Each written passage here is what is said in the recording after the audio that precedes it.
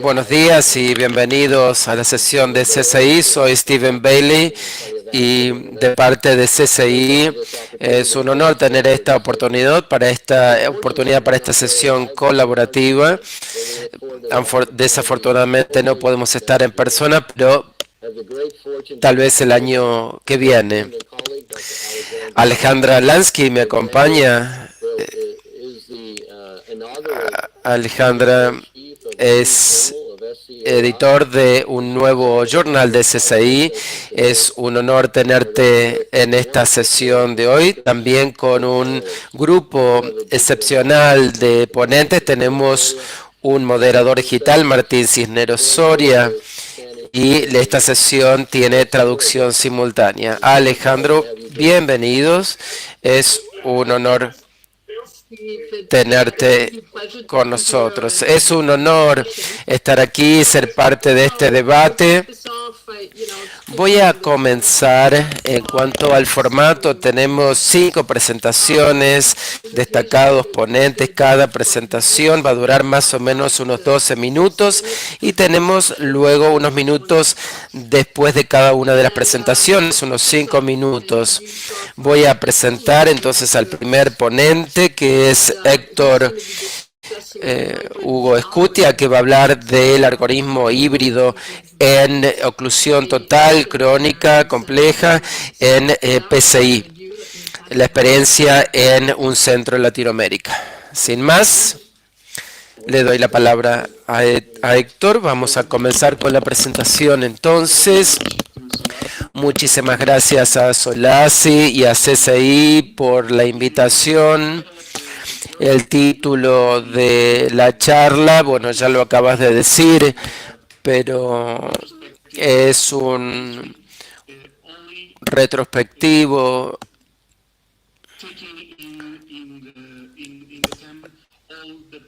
teniendo en cuenta todos los pacientes que fueron sometidos a PCI para oclusión crónica. Los autores somos de 5 centros distintos de PCI compleja en México, por lo cual todos los pacientes provienen de estos hospitales. Desde el año 2012 ya conocemos el algoritmo híbrido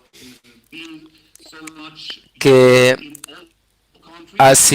se utiliza en todos los países y Latinoamérica también está adoptando a este algoritmo híbrido. Tenemos 4 pasos para esta técnica, que son primero la necesidad de una angiografía coronaria dual, en segundo lugar una revisión sistemática de 4 características de las lesiones, la capa proximal, la longitud de la lesión y la calidad del vaso distal y la presencia de colaterales intervencionales, luego la selección de la estrategia crossover inicial y luego finalmente el cambio temprano si la estrategia de crossover seleccionada inicialmente no logra el crossover dentro de un periodo razonable de tiempo.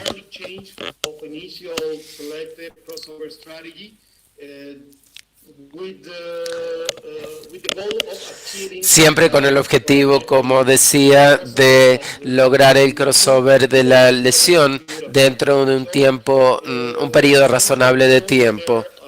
Sabemos que tenemos muchos registros a nivel mundial, no solamente un registro en Latinoamérica.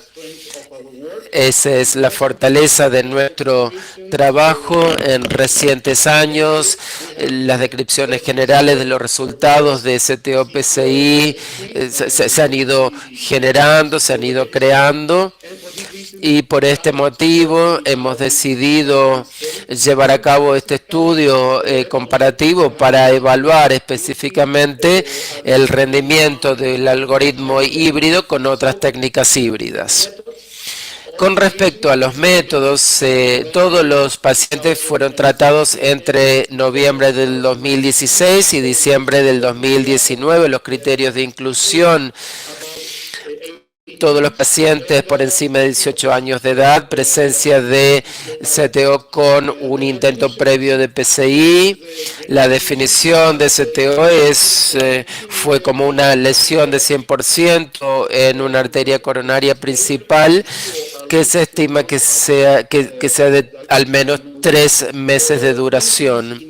Los pacientes en el grupo híbrido se seleccionaron previamente y 2 operadores trataron a estos pacientes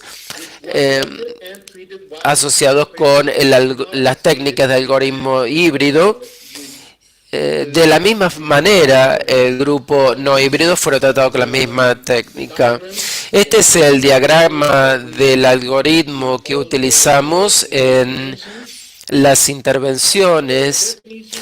Las definiciones universales entre isquemia, tortuosidad, calcificación, y calculamos el JCTO, Progress y los distintos scores, el LoRa, en el caso que haya colaterales de intervención. Los resultados primarios fue el éxito del procedimiento.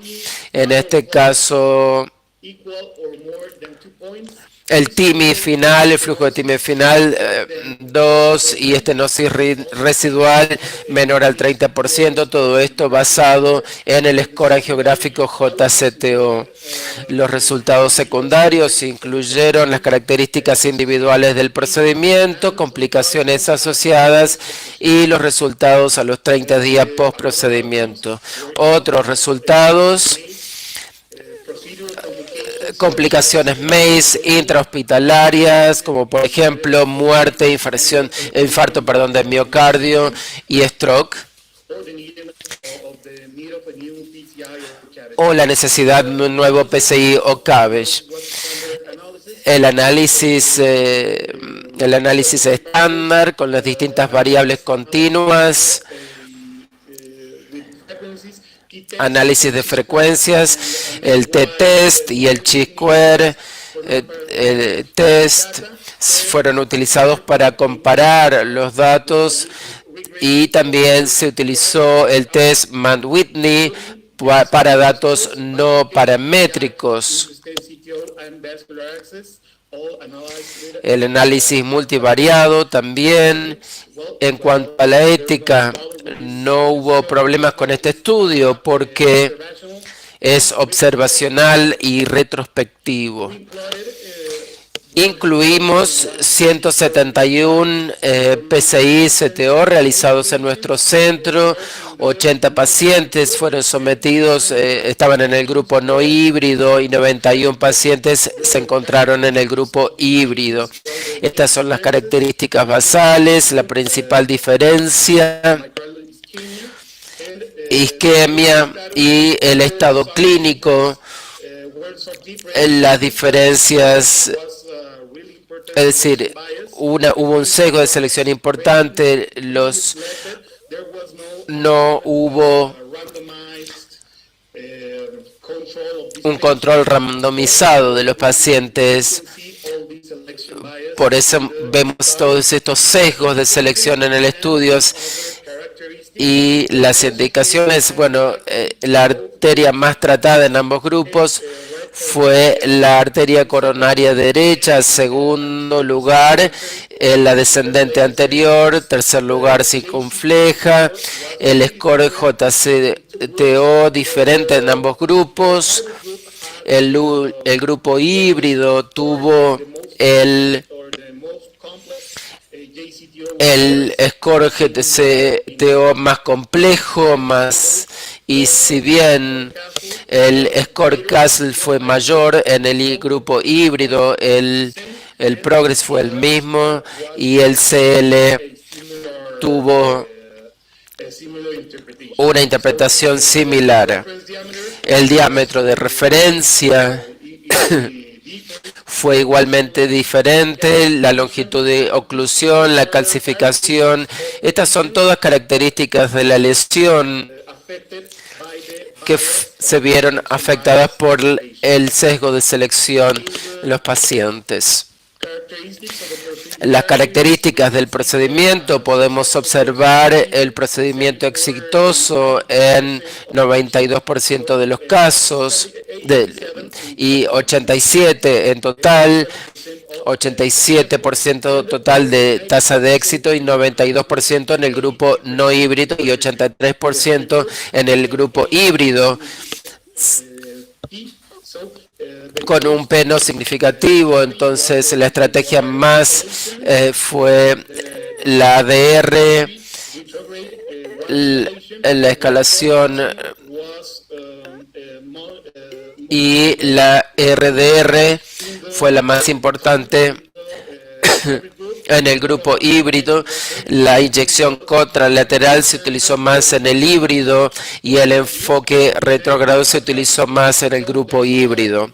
Entonces hay muchas diferencias en cuanto a los materiales utilizados, como por ejemplo microcatéteres, imágenes intravasculares, modificación de la placa, extensor de catéter guía, la longitud del procedimiento más alta en el grupo híbrido y el volumen de contraste más alto en el grupo híbrido. Con respecto a la transradial convencional, se utilizó más en el grupo no híbrido y otros accesos vasculares, bueno, no tienen diferencias, a diferencia de la transradial distal que se utilizó con Safe French en el grupo no radial. Entonces la diferencia entre los materiales y las técnicas realmente fue muy importante entre ambos grupos. Pasando ahora a las complicaciones, no hubo diferencias significativas con respecto a las complicaciones entre ambos grupos en lo que hace a la perforación coronaria, disección, trombosis, oclusión de la rama lateral. Todas las complicaciones no tienen diferencia entre ambos grupos. Inclusive la muerte por cualquier causa o la necesidad de un PCI urgente o infarto de miocardio. Entonces, en el análisis multivariado observamos una dependencia en el resultado primario con las otras características. Entonces, podemos concluir que el PCI-CTO con el algoritmo híbrido no estuvo asociado con un éxito bajo en lesiones de baja complejidad. Este efecto se observó que fue dependió de las lesiones de alta complejidad que requieren más tiempo de procedimiento y materiales, si bien no hubo diferencias en cuanto a complicaciones de procedimiento y resultados clínicos. Entonces, este algoritmo es viable de ser realizado en centros de alta concentración en Latinoamérica con altas tasas de éxito y seguridad a corto plazo. Las limitaciones del estudio, la inclusión de los pacientes no fue consecutiva, de hecho, hubo un sesgo de selección, las características de procedimiento y angiográficas no fueron evaluadas de manera independiente por un core lab y este, bueno, finalmente es un análisis observacional y retrospectivo. Muchísimas gracias. Muchas gracias, Héctor. Fue una increíble presentación y experiencia. Creo que hay mucho para hablar. Antes de pasarle la palabra al panel, me gustaría saber si se consideró hacer un análisis de macheo de propensidad, porque hubo tantas diferencias entre los criterios de ingreso entre ambos grupos. Entonces me pregunto si se pudo, si se intentó machear las diferencias entre las características, si se intentó alguna estrategia de este tipo. Como Ya lo has dicho, no hicimos la selección de propensidad debido a que la cantidad de pacientes no es grande, entonces hubiese sido, sí, es difícil sacar conclusiones acerca de esta comparación de propensidad, por eso hicimos un análisis multivariado y un análisis retrospectivo.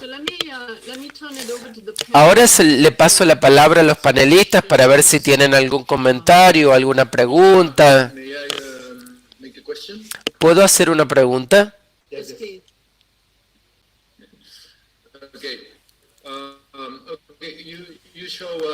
Nos mostraste las tasas de éxito increíbles por encima de los de 80, pero este es el registro más grande publicado hasta hoy, pero creo que en cuanto a las tasas de mortalidad y de tasas de MACE,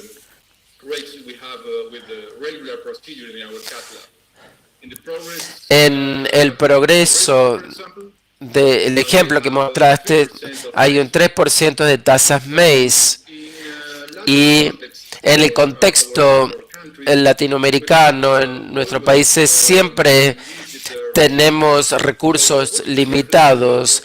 ¿Cuál es tu reflexión con respecto a las indicaciones? Es decir, ¿preferís seguir las indicaciones regulares y pautas o preferís ser más restrictivo durante estos procedimientos?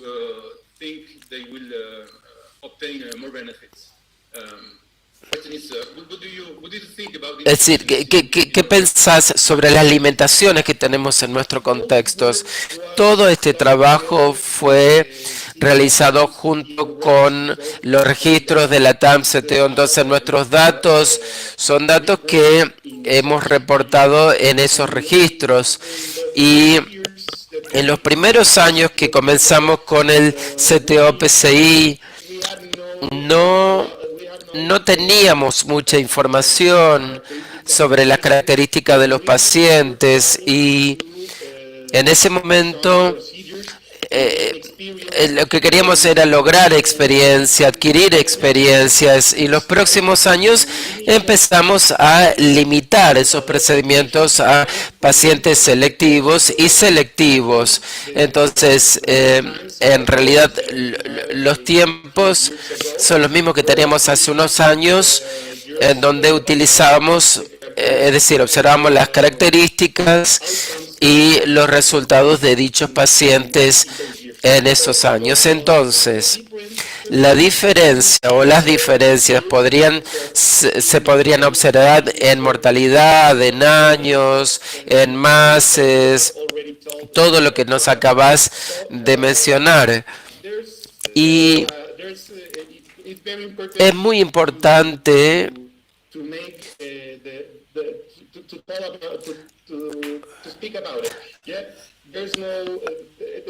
es decir, hay mucha diferencia entre el CTO-PCI hace 5 años que el CTO-PCI en Latinoamérica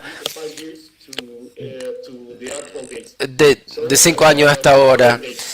Entonces, esa podría ser la diferencia y las observaciones que acabas de hacer. Creo que tenemos una pregunta, otra pregunta más del doctor Durán.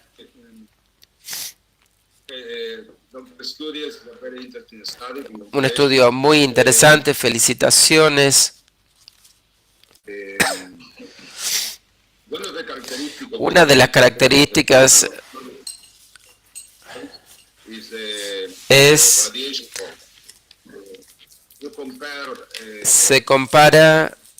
compararon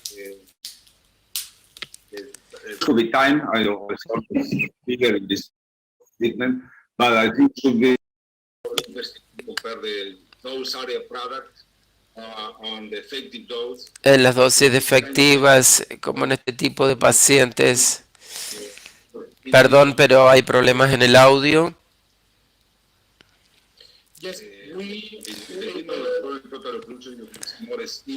con la solución, las oclusiones totales,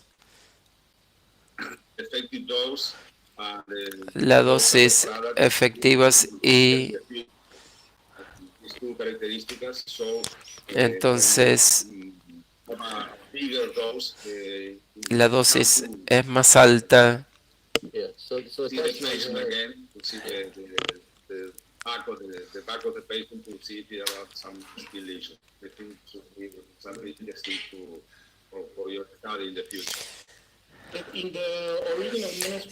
En el manuscrito original marcamos esas diferencias. Hay mucha radiación para los operadores y para el paciente. Y hicimos la diferencia, el paciente tiene más radiación y también el operador, por eso ya lo hemos registrado. Muchas gracias y creo que por cuestiones de tiempo vamos a pasar a la próxima presentación, pero bueno, si hay otras preguntas probablemente tengamos tiempo al final. Valoramos realmente el hecho de poder compartir las experiencias de sus distintos centros. Muchísimas gracias. Muchas gracias, Héctor. La próxima presentación es del doctor Fernando Gómez, Score Syntax 2, aplicación comparada al Score Grace para la predicción de insuficiencia cardíaca en pacientes con STEMI. Muchas gracias.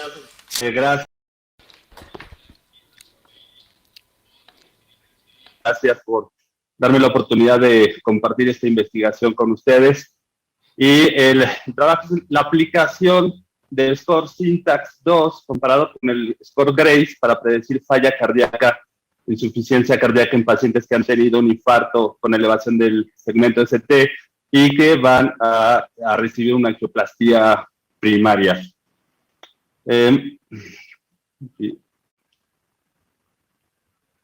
No me da la siguiente.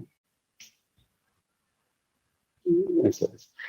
Los coautores, grandes maestros y ahora amigos del Hospital Clínico de Santiago de Compostela en España, no hay declaraciones en cuanto a disclosures. Ok, y un poco los antecedentes detrás de este trabajo. Con la insuficiencia cardíaca es una causa mayor de morbilidad y mortalidad, lo sabemos bien, después de un infarto con elevación del segmento ST.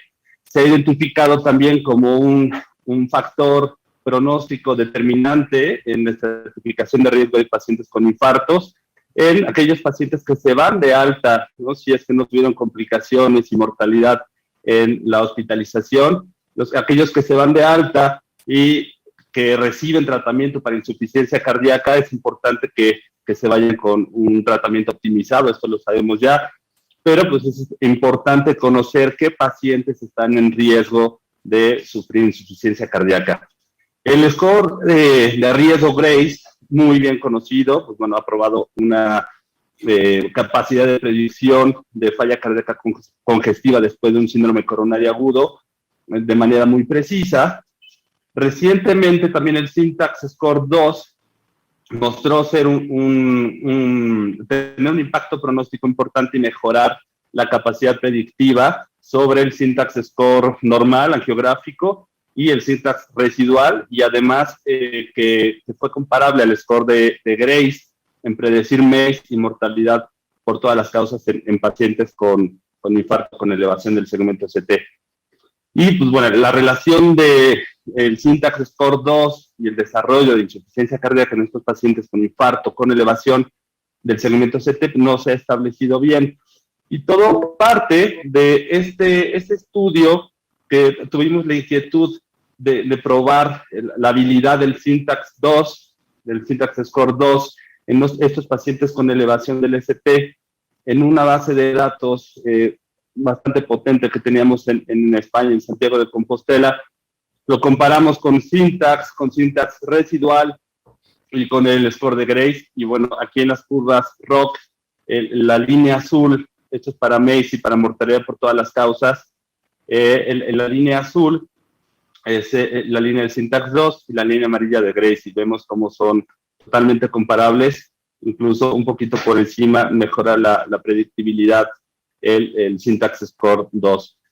Nos dimos cuenta que dentro de los MACE que estábamos estudiando, que se incluían, bueno, mortalidad, infarto, falla cardíaca, revascularización repetida, trombosis del stent, etcétera, nos dimos cuenta que para insuficiencia cardíaca esto era, nos daba un factor predictor importante, incluso insuficiencia cardíaca daba como un predictor independiente de pronóstico.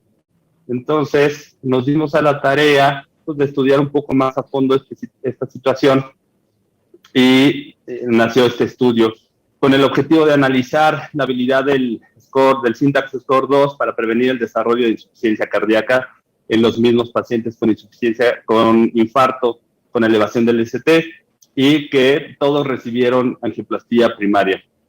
Y compararlo con el desempeño de Grace y el Syntax Score angiográfico habitual. Es un estudio retrospectivo, una cohorte de 1.689 pacientes de este estudio, el registro Cardiac STEMI Registry, que se incluyeron del año 2008 al 2016. Se decidió dividir la población en 3 grupos, en terciles, dependiendo del valor del Syntax Score 2. Entonces, tenemos un grupo de riesgo bajo, de riesgo intermedio y de riesgo alto, todos los grupos, cada uno de ellos con más de 500 pacientes. Y es un seguimiento a 8 años que cuando sacamos la media nos da de 2.35 años. El análisis se hizo en el sistema SPSS. Las definiciones que utilizamos, el infarto agudo del miocardio con elevación del segmento ST, fue la de la 4ª definición de infarto europea. El tiempo de isquemia, pues el tiempo de inicio de los síntomas y el momento de la reperfusión determinado por el paso de la guía a través de la lesión responsable. Enfermedad de múltiples vasos, definida por al menos una lesión en una arteria no relacionada con el infarto, una lesión que fuera más del 50% del lumen. Angiográficamente, esto es, no se utilizaron guías de presión, no se utilizaron otras medidas para evaluar si había una lesión más significativa o no, fue angiográfico. La insuficiencia cardíaca se definió por un Philip-Kimball de 2 a 4 al ingreso, también durante la hospitalización en cualquier momento que tuvieran algún síntoma y que los pusieran en clase 2 o 4, y en el seguimiento también hospitalizaciones debido a síntomas de insuficiencia cardíaca. Las características de la población es una población muy similar, los grupos comparables, pero llama la atención que en el tercil de alto riesgo, bueno, los pacientes presentaban mayor edad, prevalencia de más hipertensión, diabetes, más cardiopatía isquémica como antecedentes y enfermedad de múltiples vasos, es decir, eran pacientes más comórbidos. Y el tiempo de isquemia antes del cateterismo, de la angioplastía primaria, fue un promedio de 275 minutos. Aquí no hubo diferencia entre los grupos que pudieran influir en la generación, el desarrollo de insuficiencia cardíaca. La arteria relacionada con el infarto, como era de esperarse, fue más frecuente la descendente anterior y el tronco de la coronaria izquierda en el tercil de Syntax Score más altos. Y la clase funcional o la clase Philip y Kimball, además de fibrilación auricular, fueron más presentes en clase 4 y fibrilación auricular en el tercil de alto riesgo. Esta es la curva de Kaplan-Meier para desarrollo de insuficiencia cardíaca durante el seguimiento. Vemos aquí los 4 años y vemos cómo la curva se eleva en los primeros días, ¿no? En los primeros meses se ve una elevación muy importante de el tercil de alto riesgo, que es la línea en verde, la línea en rojo, el moderado, y la línea azul, el riesgo bajo. Entonces, hay una elevación muy importante en los primeros días y meses, y después la línea se mantiene un poco más plana. Esto es muy importante. Nos llamó la atención que había que analizar un poco más el primer año y dividimos entonces aquí las gráficas en los primeros 30 días, después a los 90 días y después qué pasaba de los 90 días al año completo, ¿no? Entonces podemos ver cómo aquí en los 30 días es cuando se presenta la mayor elevación de los casos de insuficiencia cardíaca, en la línea verde que representa el tercil de alto riesgo, y bueno, los 90 días, pues ya vemos que también ya casi al final de la curva, o a la media de la curva, ya se está estabilizando, y lo mismo pasa en la del año, casi es totalmente plana. Lo cual pues, nos orienta y nos dijo que los casos, la mayoría de los casos, un 86% de los casos se presentan en los primeros 30 días y también de estos 86% de casos, el 74% de ellos son casos que se presentan en el tercil de alto riesgo, como lo vemos en las curvas. Decidimos hacer un análisis dependiendo de la fracción de expulsión que tuvieran los pacientes antes de o en el evento al ingreso.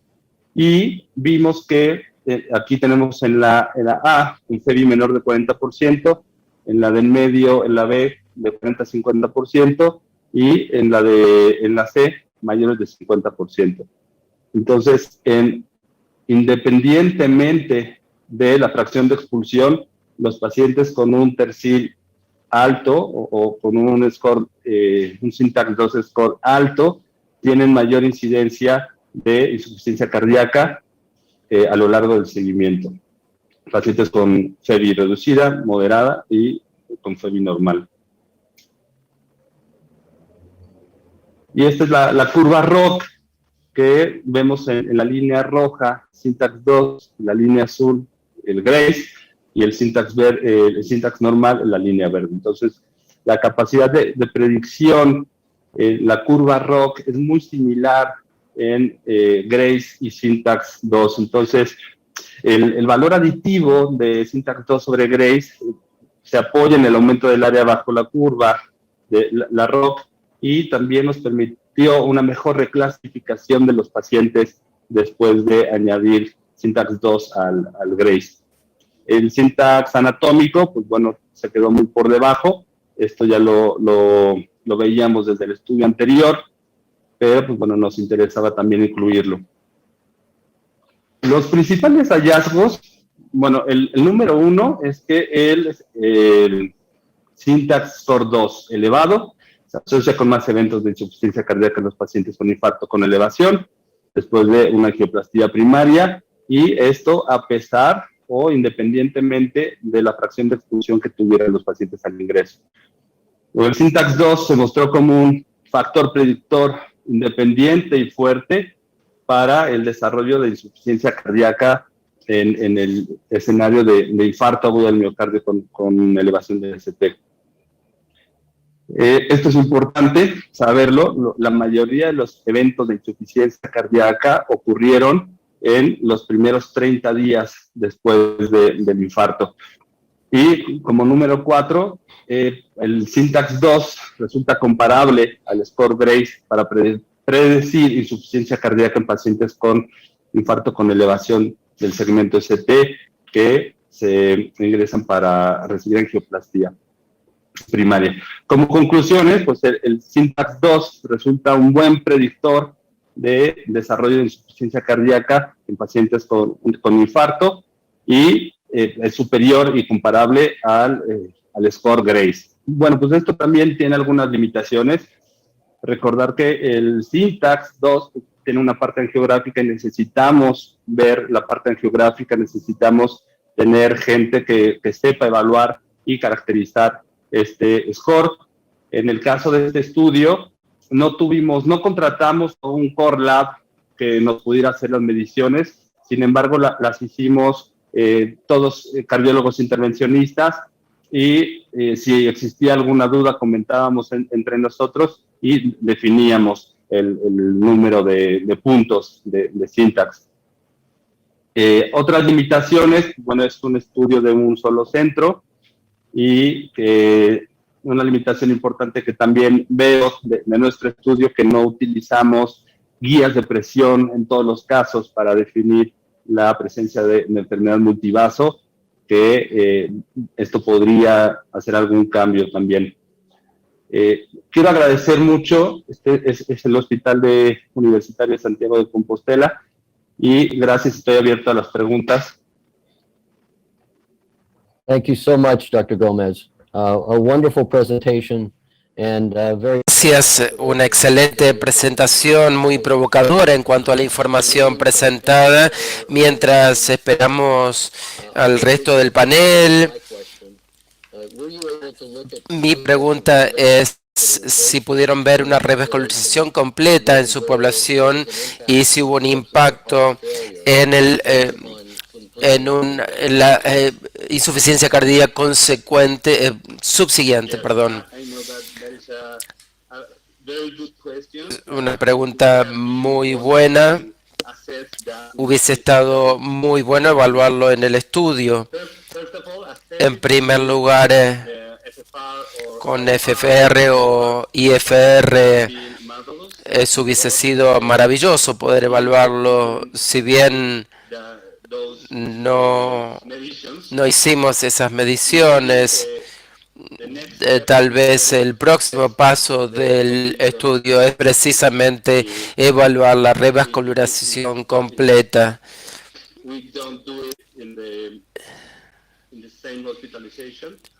Sí, si se hace en la misma hospitalización o al año. A lo mejor ahora con el ingreso de QFR o tal vez a lo mejor podrían considerarlo como otra, como si fuese otra parte para la investigación. Obviamente eso sería muy útil, pero necesitaríamos que los pacientes vengan al cath lab, pero es muy interesante su observación. Muchas gracias.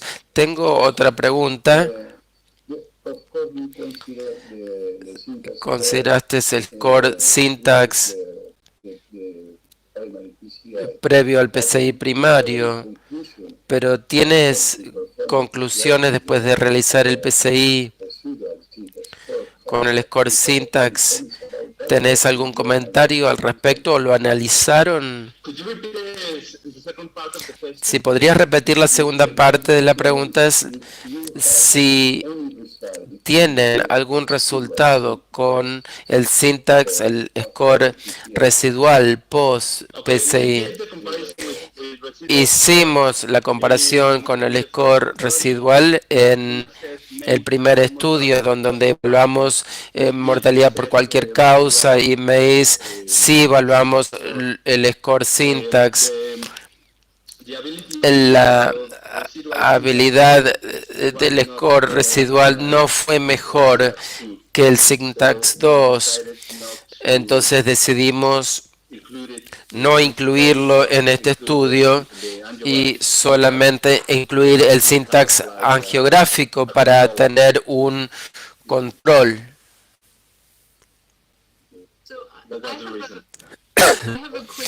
Tengo una pregunta. Muchas gracias. Realmente fantástica tu presentación. Dos preguntitas. Una pregunta y comentarios. La primera es cuando, el score syntax 2 incluye el LVF y mostraste que los resultados fueron independientes. Bien, se ve un claro efecto y los resultados. Entonces la pregunta que tengo es, ¿cuándo se evalúa el LVF? ¿Es previo al STEMI o después del PCI primario? Esa sería la pregunta 1. Y la número 2 es ¿cómo incorporás, ahora que lo has hecho, cómo lo incorporás en el manejo de los pacientes? ¿Cómo se conjuga? Muchas gracias, doctora. Muy interesante la pregunta. El LVF no en todos los pacientes se puede evaluar previo al PCI debido a la emergencia de los casos. En algunos casos se evalúa antes y en otros casos se evalúa inmediatamente después del PCI. Esa sería otra limitación. Sé que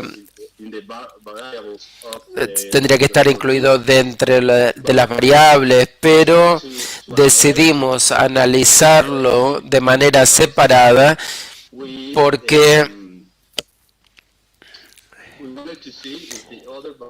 queríamos ver si las otras variables,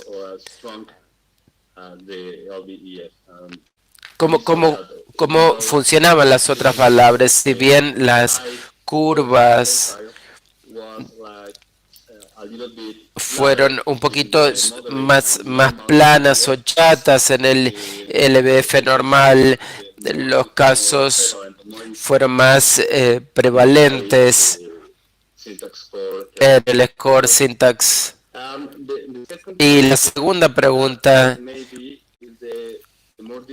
es más difícil de responder porque no es fácil realizar estos scores.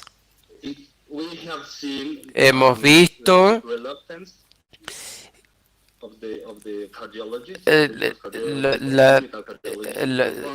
que los cardiólogos no siempre quieren hacer estos scores, inclusive antes o durante o después, como un poco como que se rehúsan, y tal vez eso sería, o sea, funciona bien en términos de investigación y sería muy útil poder realizarlo de manera rutinaria en la práctica. Esa es la respuesta, sería el objetivo.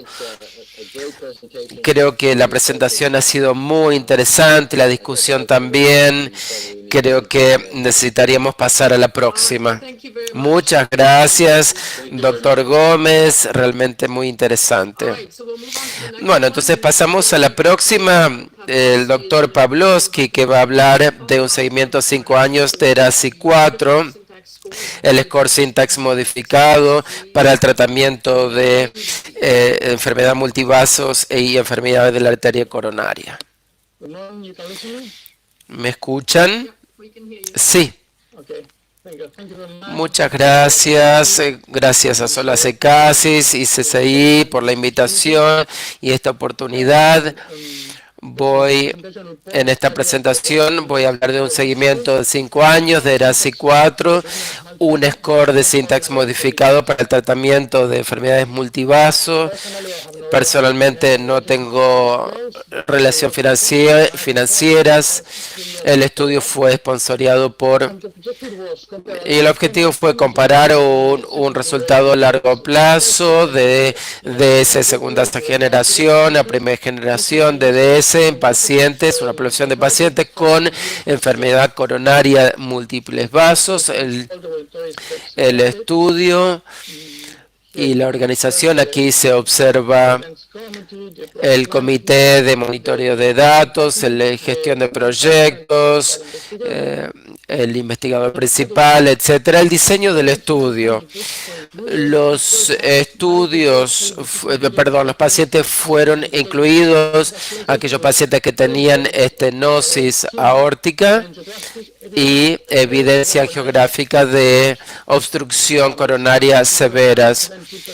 Un 70% de estenosis en los vasos. Después de 11 meses se evaluaron 1.917 pacientes. 1,684 patients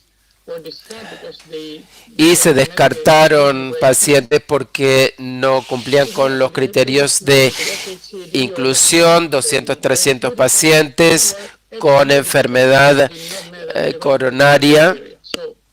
Entonces, 225 pacientes, esta sería la población final, tratado con DS de segunda generación. El endpoint primario fue la incidencia de MACE en DS de segunda generación, comparado también con el grupo de ERASI 3.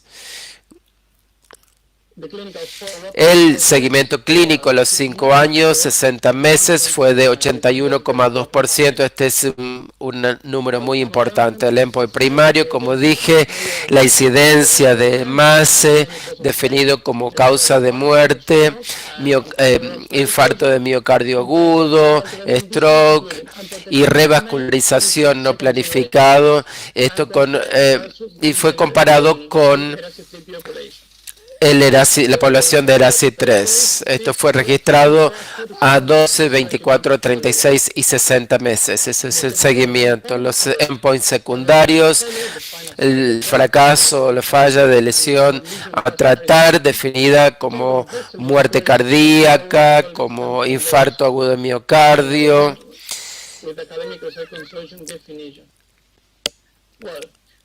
Bien, la estrategia del PCI y el objetivo fue lograr una revascularización funcional completa. Primero calculamos el score syntax y modificamos solamente con aquellas lesiones de restenosis, un 70% de obstrucción con 2 milímetros de diámetro. No incluimos lesiones intermedias, ni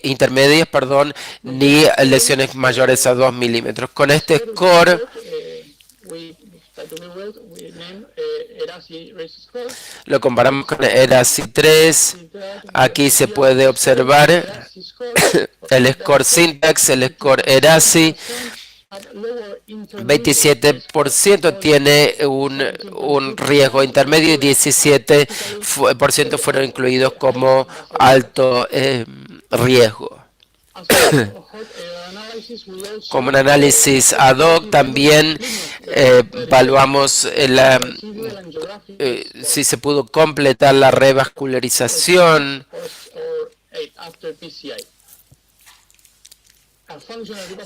Una revascularización funcional fue definida cuando teníamos un score de 6 a 8 después de PCI. Aquí observamos el análisis estadísticos, el tamaño de la muestra se estimó de acuerdo con la población simular, incluyendo al brazo de ERASI 3. Si incluimos 221 pacientes, el poder del estudio del estudio sería de un 80% para detectar diferencias entre ambos cambios de stents. Y realizamos un score de propensidad para analizar resultados en una población comparada de pacientes, que es un modelo logístico que incluyó predictores independientes. Pasando a los resultados ahora, se puede observar las características demográficas, clínicas, pacientes con diabetes, angina inestable y enfermedad cardíaca en 3 vasos. No hubo diferencias significativas. Como dije previamente, el score syntax fue de 66% y el score syntax alto 33%. Y con nuestro score, el score intermedio de ERASI fue de 82,7 y alto 17%. Los resultados a primer y segundo y tercer año que fueron reportados y publicados. A los 3 años tenemos una muy baja incidencia de infarto de miocardio, muerte y stroke, una revascularización y MACE. Y en el primer año tenemos también una muy baja incidencia de muerte, infarto de miocardio y muerte. El trombosis por stent no fue significativamente diferente entre ERASI 3 y ERASI 4. El seguimiento más reciente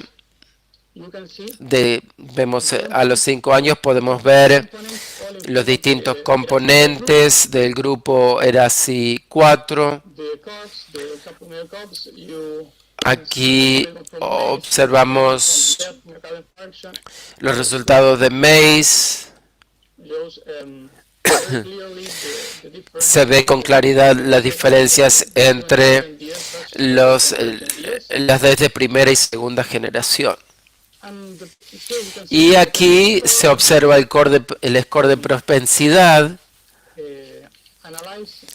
donde analizamos causa por cualquier muerte, infarto de miocardio, accidente cerebrovascular no fatal, y tenemos 108 pacientes con estos de esa segunda generación comparado con la de esa primera generación, y realizamos el score de propensidad de la población que fue más baja en el ERASI 4.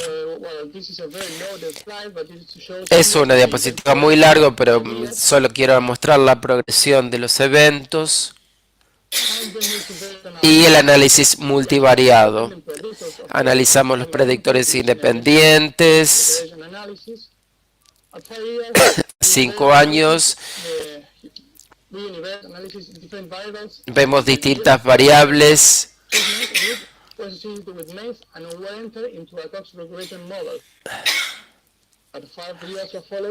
Y ERASI 3 y la población no diabética fueron predictores independientes de pronósticos pobres, y luego también el de enfermedad en 3 vasos. Los resultados son consistentes con el mundo real. Finalmente, la revascularización, el syntax residual fue significativamente diferente, 8,7% más menos 5,9%, y del ERASI 3,5 más menos 4,6%. Y solo 34,4% tuvieron un acuerdo de pacientes. Además, el syntax residual menor a 6 comparado con 80% de el ERASI, el score de ERASI residual, o 48% y 93,5% si el valor de corte era de 8. Y los números del score de syntax residual están de acuerdo o acuerdan con el grado de revascularización completa en geográfica obtenida post PCI. Por supuesto que el estudio tiene sus limitaciones, la naturaleza no randomizada del estudio, las mejoras significativas en las terapéuticas DAP y de los pacientes que recibieron clopidogrel en el ERASI 4. También el tamaño de la muestra fue pequeño y el grupo de propensidad incluso más pequeños, y a 5 años ERASI 3 tenía más pacientes que habían completado el seguimiento, 93 versus 81. Vemos esta diferencia significativa. Conclusiones. Tenemos una incidencia baja remarcable de MACE, de tasa de MACE. Tal vez los nuevos diseños de DS con una estrategia conservadora de PCI y una terapéutica antiplaquetaria de doble agregación más activa, y finalmente la gran proporción de pacientes que logran una revascularización incompleta razonable está definida por RES. Muchísimas gracias. Muchas gracias por esa hermosa presentación, muy bueno su estudio. Le voy a pasar la palabra al panel, pero mi pregunta, ¿ustedes hicieron el análisis multivariables? ¿Pusieron los tipos de stent? No lo vi en el modelo. Sí, por supuesto. No vimos los tipos de stent utilizados, porque los stents entonces no mostraban ningún tipo de mejora en los resultados. El STEM sí contribuye a las estadísticas, pero la estrategia PCI y los diferentes AEPD estaban más orientados al sujeto.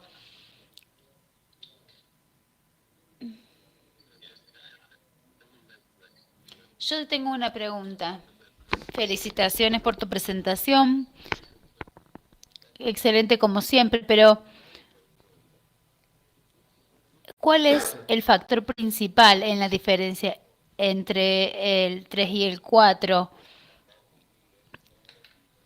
¿El tipo de stent que utilizaste o la antiagregación plaquetaria o la diferencia es más que nada en la revascularización total? ¿Qué pensás al respecto? ¿Cuál crees que sea la relación, la diferencia principal? ¿Los stents, la antiagregación, el de antiagregado? ¿Qué conclusión es la que vos sacás?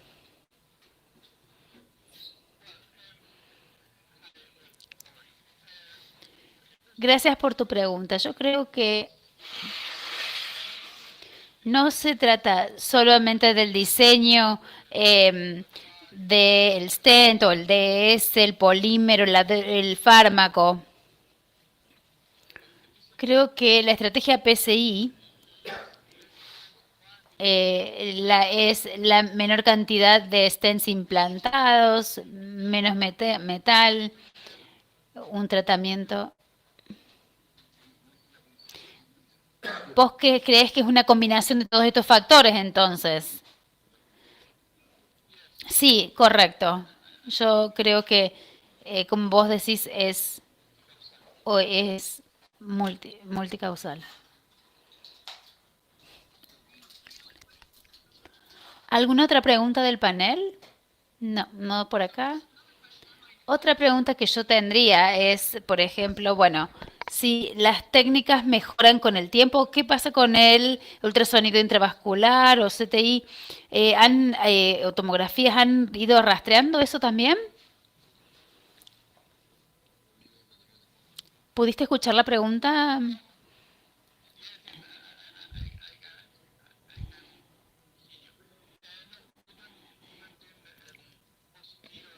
No, no usamos ni IBUS ni OCT en esos pacientes.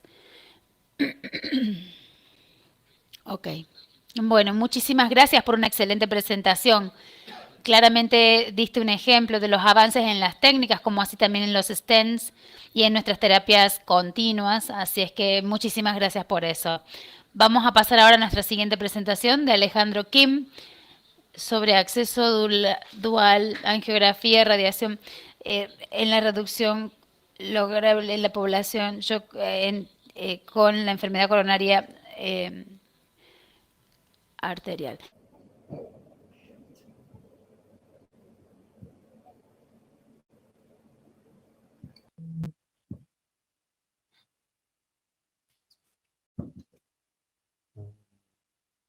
I'm sorry, I'm having some technical issues with sharing the screen. Estoy teniendo problemas técnicos para mostrar mi pantalla.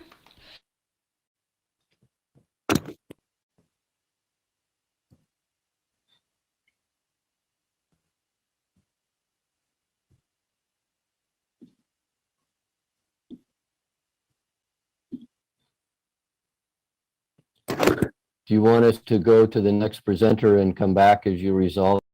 ¿Prefieres que pasemos con el siguiente presentador y hasta que resuelvas los problemas técnicos? Sí, por favor. Entonces lo hagamos.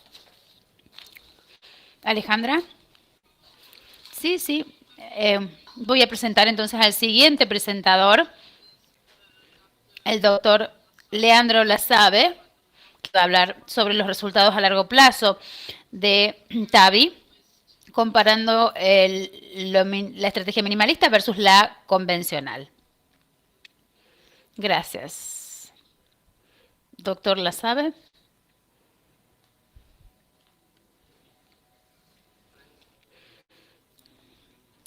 Gracias, soy Leandro Lasabe. Déjenme ver acá.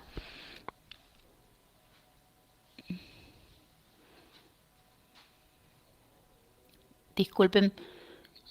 Vemos tu pantalla, vemos perfectamente tu pantalla, ¿eh? ¿Pueden ver mi pantalla? Sí.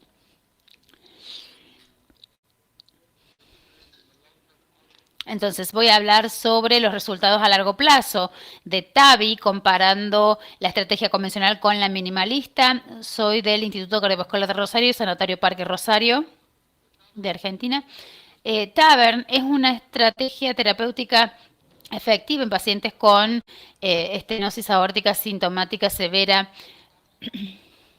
como una alternativa en pacientes con riesgo quirúrgico bajo y medio. Al comienzo hacíamos este procedimiento bajo anestesia general y luego usábamos una guía TE.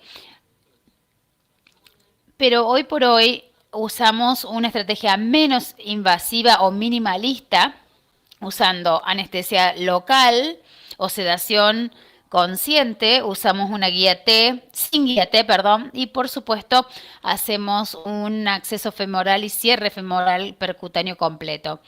La mayoría de la evidencia y la experiencia reportada en esta estrategia minimalista para TAVR viene de los centros de alto volumen que están en Europa y en Estados Unidos y Canadá, y es bastante limitado en otras regiones, incluyendo Latinoamérica, y también en centros que tienen volúmenes procedurales menores.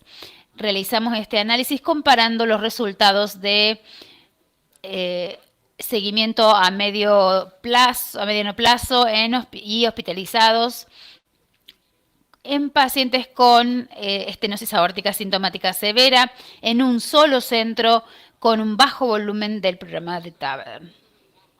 Incluimos 180 pacientes consecutivos entre 2012 y 2020 con estenosis aórtica severa sintomática, y luego los dividimos en dos grupos de acuerdo al uso de la estrategia minimalista o convencional.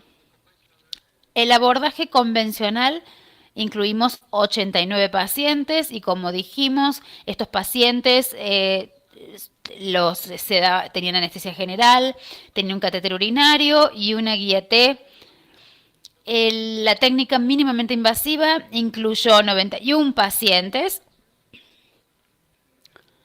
bajo sedación consciente, anestesia local, guía T, TE, y con acceso percutáneo completo y cierre a través de ProGlider Prostar.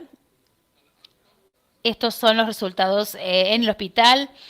Evaluamos, por supuesto, ACV, las complicaciones vasculares importantes, las anormalidades de conducción, la insuficiencia renal aguda, el éxito del procedimiento y los índices de mortalidad, tanto como los resultados a 30 días, 6 meses, 1, 2 y 5 años. Este es el análisis estadístico SPSS con las variables continuas, con las desviaciones estándares y promedio, las variables categóricas de cuenta y porcentajes, el estudio T, Wilcoxon, Chi-Square y Fisher, el análisis de sobrevida usando el test de Logrange. Como pueden ver aquí, esta tabla muestra las características basales. En general, son características muy similares en ambos grupos. La edad promedio era de 81 años. Y como pueden ver, las previas enfermedades arteriales coronarias son mayores en la estrategia convencional.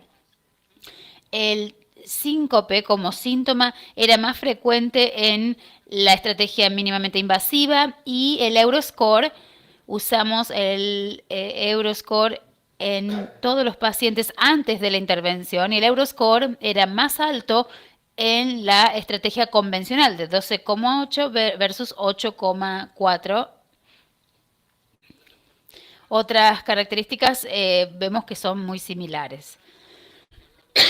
Con respecto a las variables procedurales, la válvula más comúnmente usada es la electrónica, lo que son la latancia fue muy parecida, la dilatación pre y post fue muy parecida. Y como pueden ver acá, la transfusión de sangre, principalmente con complicaciones vasculares, fue más frecuente en la estrategia convencional. También la disfunción renal fue frecuente en lo que fue la estrategia convencional. También la estadía de la hospitalización fue más larga en la estrategia convencional, 6 días versus 4 en la minimalista, y la mortalidad hospitalaria fue más alta en el grupo convencional, 9% versus un 1,1%.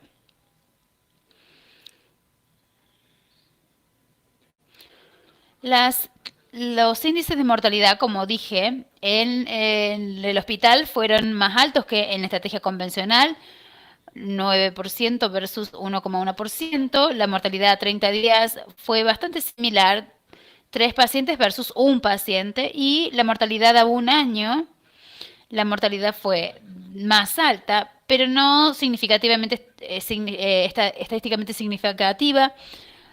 10, un 11%, 4 pacientes, 4,4% para la estrategia minimalista. Aquí también podemos ver la curva de mortalidad y sobrevida de Kaplan-Meier. La estrategia convencional, la mortalidad libre de sobrevida fue de 47% en azul, y comparado con el 58% en aquellos pacientes con estrategia minimalista, el log rank fue de 0,009. En conclusión, podemos decir que este análisis de los procedimientos TAVR realizados en un solo centro de bajo volumen, comparado con la estrategia convencional, la intervención minimalista estaba asociada con una reducción en los resultados hospitalarios, la disfunción renal, la necesidad de una transfusión sanguínea, la reducción de la estadía en el hospital, la mortalidad, y la estrategia minimalista también tenía una baja tasa de mortalidad a mediano plazo en el seguimiento. Observamos que TAVR con una estrategia minimalista puede realizarse de manera segura y efectiva, incluso en un centro de bajo volumen. Sabemos, por supuesto, que tenemos mucho por aprender todavía. Este es un solo centro, la muestra de ambos grupos es bastante chico, con una propensidad, un score de propensidad que coincidía con el análisis para la comparación, y las tasas de mortalidad podrían estar relacionadas con los altos puntajes de riesgo. Muchas gracias por su atención. Muchas gracias a usted, doctor Lasabe. Me pregunto si hay algún comentario del panel en cuanto a la práctica médica o el porcentaje de pacientes que están haciendo hoy este abordaje minimalista versus el preventivo. Doctor Lasabe, ¿este estudio ha cambiado la manera en la que usted hace su práctica? Sí, de hecho, hoy tratamos a todos los pacientes con estrategia minimalista, o en la mayoría de los pacientes. Quizás solo en pacientes en que no podemos hacer un acceso femoral percutáneo.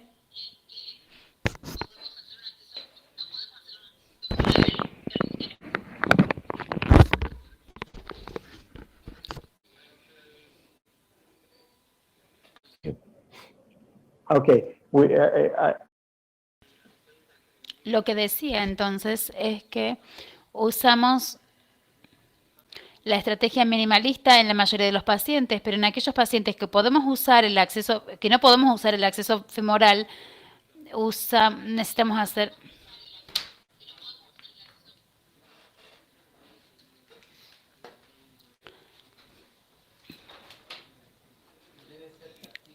Is in many centers, the minimalist approaches also decrease the time. también ha disminuido el tiempo de hospitalización. Ustedes, aún así la estadía parece ser un poco larga. Ustedes deben tener pacientes ambulatorios que deben ser a menudo dados de alta ese mismo día o al menos al día siguiente. La mayoría de los pacientes no se quieren quedar. Sí. Con la estrategia minimalista era la estadía, la hospitalización era de 3 a 4 días.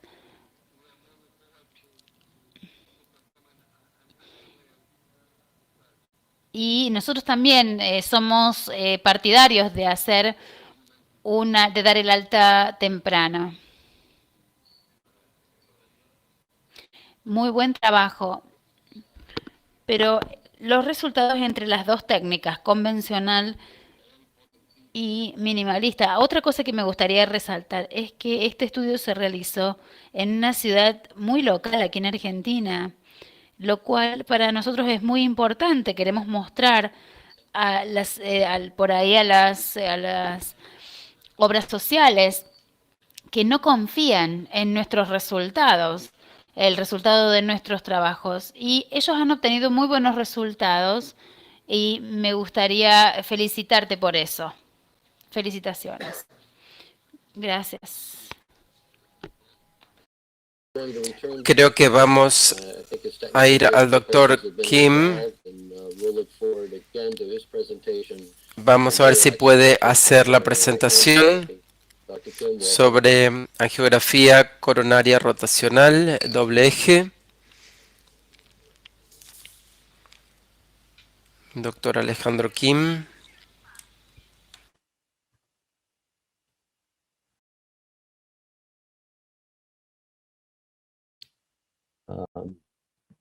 We can Dr. Kim, I think you're on mute.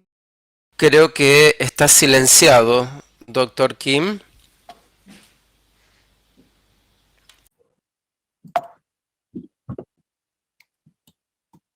Hi, I'm sorry about this.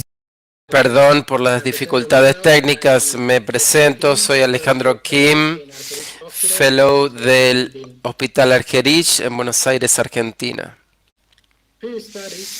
Estudios previos han demostrado una reducción en la dosis de radiación y volumen de contraste utilizando DARCA, pero esto no ha sido replicado en una población con 100% de enfermedad arterial coronaria. Apuntamos a encontrar si DARCA, la reducción de dosis, es lograble en esta población y buscamos comparar la dosis de radiación, volumen de contraste y el tiempo de procedimiento ante DARCA y la angiografía coronaria convencional. Es un estudio abierto, randomizado prospectivo, el producto de área de dosis o DAP, volumen de contraste, adquisición cine DAP, variables categóricas como números o porcentajes, variables cuantitativas expresados como una desviación estándar o media para variables normales.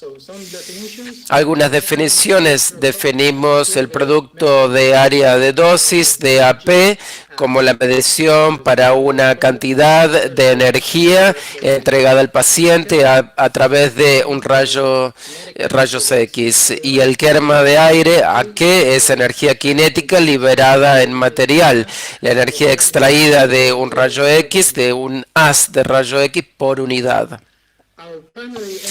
Los endpoints primarios fueron que la dosis de radiación medida por la adquisición de cine, DAP y AK acumulativo comparado con DARCA y la angiografía coronaria más BTG. Los endpoints secundarios fueron la dosis efectiva en SB, tiempo de fluoroscopía con volumen de contraste y adquisición de cine, DAP, fluoroscópico y la DAP total entre los grupos. De acuerdo con los estudios previos, la reducción de dosis de radiación 55%, la reducción de volumen de contraste utilizando DARCA 57%, y estimamos 250 sujetos por grupo para detectar una reducción de un 25% en la dosis de radiación con DARCA, nivel de significancia 5% y 5% de pérdida de información, valor P de menos 0,05. Se consideró estadísticamente significativo.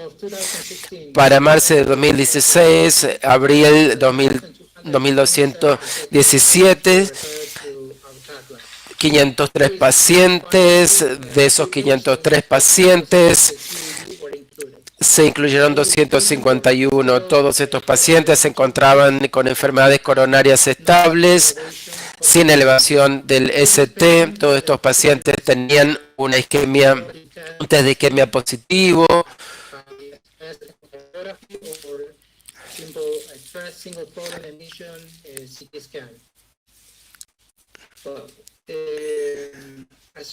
Como se puede observar de estos pacientes, por los resultados vemos la prevalencia similar en los factores cardiovasculares.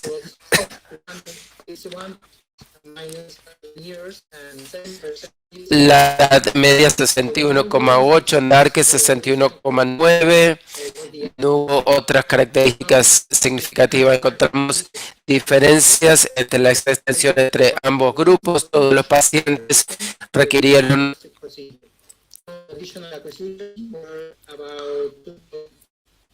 Perdón, hay problemas con la transmisión, se corta. El DAP, como se espera, fue más alto en pacientes que fueron sometidos a CAG más menos BTG. No se encontró diferencia. Cuando comparamos DARCA con CCA,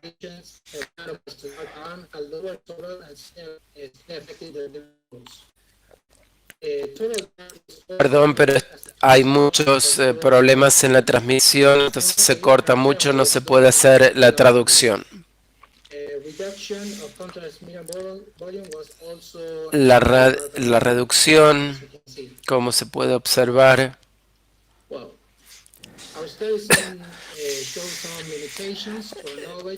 algunas limitaciones. No hay reportes randomizados actuales con respecto al tamaño de la muestra. De la reducción de dosis de radiación comparando DARCA con CCA. No medimos directamente la exposición de la radiación del operador, no hay una comparación directa de la precisión del diagnóstico entre ambos métodos. Sin embargo, estudios anteriores han demostrado que hay una correlación adecuada y un acuerdo entre DARCA y IVOS en la evaluación de lesiones coronarias. El análisis presente tiene una validez externa limitada, ya que se aplica solamente a la angiografía coronaria de diagnósticos y no a PCI.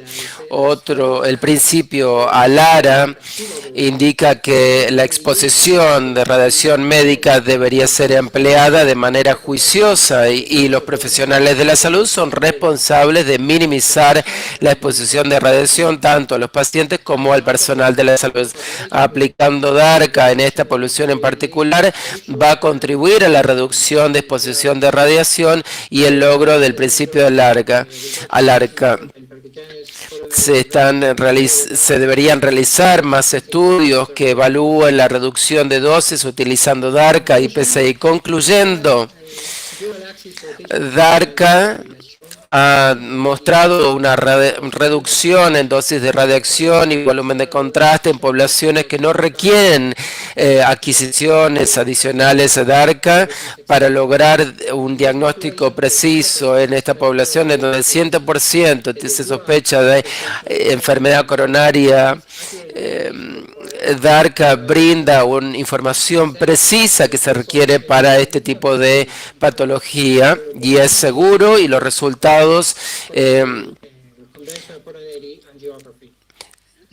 y las proyecciones extra que se requieren no neutralizan la radiación de la dosis de radiación de DARCA y los logros de reducción de volumen de contraste. Muchas gracias. La limitación de radiación es sumamente importante. Valoro mucho tu aporte. No sé si hay alguna pregunta de parte del panel con respecto a esta presentación. Alejandra, entiendo que vos tenés interés en esta área. Sí, la pregunta que tengo es si el doctor Kim, si han adoptado este enfoque en su diagnóstico, ya que han realizado el estudio, si lo han adoptado. Bueno, vimos que desde los 90 la exposición a radiación aumentó 6 veces y es muy importante implementar todas las precauciones necesarias para poder reducir la exposición de radiación para los pacientes y para nosotros. Entonces empezamos a hacerlo, esta DARC, con los pacientes que tenían otras enfermedades, como por ejemplo enfermedades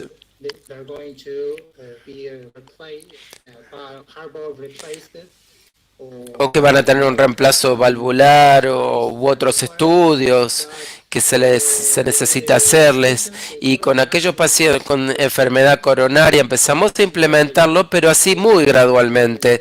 No lo estamos haciendo de manera sistemática, pero esperamos poder hacerlo en el futuro con los operadores y el resto del equipo. Me pregunto, como escuchamos antes hoy en la primera presentación sobre la aplicación de la oclusión total crónica y el uso de la geografía, el utilizar más contraste, si esta es un área que específicamente comenzaron a investigar o pensás que esto se debería investigar. No comenzamos con las PCI, los procedimientos de PCI, empezamos, es decir, primero queremos practicar con este procedimiento de diagnósticos en primer lugar, y luego, después de implementarlo, podíamos evidenciar que las exposiciones de radiaciones es difícil disminuirlo. Después nos gustaría probarlo con otro tipo de pacientes. ¿Hay alguna otra pregunta del panel? Estamos llegando al límite del tiempo. Quiero agradecerle a todos los presentadores. Aprendí muchísimo de todas las presentaciones porque representa verdaderamente el alto nivel de experiencia y el alto nivel de investigación que se está realizando. Quiero reconocer el trabajo de cada uno de los presentadores. Sus manuscritos van a ser publicados en CSI como colaboración de Solasi Casi. Quiero agradecer a Alfredo Rodríguez y al comité organizador de Solasi Casi por esta oportunidad, y también quiero decir que hay un comité de selección que identificó a los mejores trabajos, y espero que esto siga, no solamente para Solasi, sino también para otros journals. Muchísimas gracias por ser parte, por haber participado de esta sesión de hoy. Muchas gracias. Muchas gracias, Steve. Realmente formidables las presentaciones. El próximo enero vamos a hacer un lanzamiento, vamos a estar en contacto nuevamente con ustedes. Muchísimas gracias. Sí, y esperamos que tengan éxito en sus casos y también cuenten con nuestro apoyo. Muchas gracias. Muchas gracias.